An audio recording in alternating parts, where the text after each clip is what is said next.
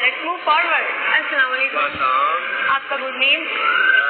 एहसान इकबाल। एहसान इकबाल, टेलीविजन का नाम नहीं लेती हूँ, न्यूज एंकर हैं और आपने यकीनन इन्हें पहले देखा होगा और मेरे सीनियर भी हैं, लेकिन हम लोग फर्स्ट टाइम बात कर रहे हैं।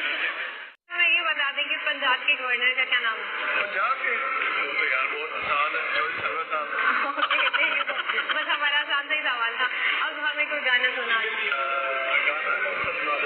माइक पकड़ने, कैमरा को फेस करना है आपने।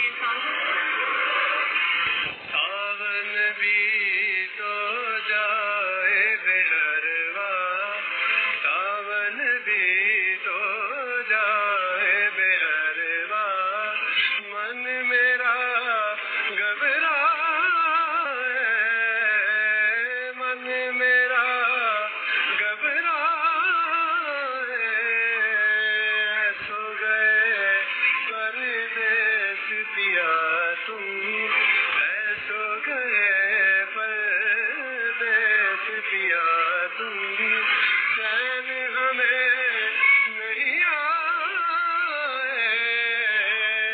चैन हमें नहीं आए, मोरा सैया मुझसे भूलना। आप तो बहुत अच्छा गाते हैं। Thank you so much. सुबह उस समय हर तरह का काम कर लेते हैं।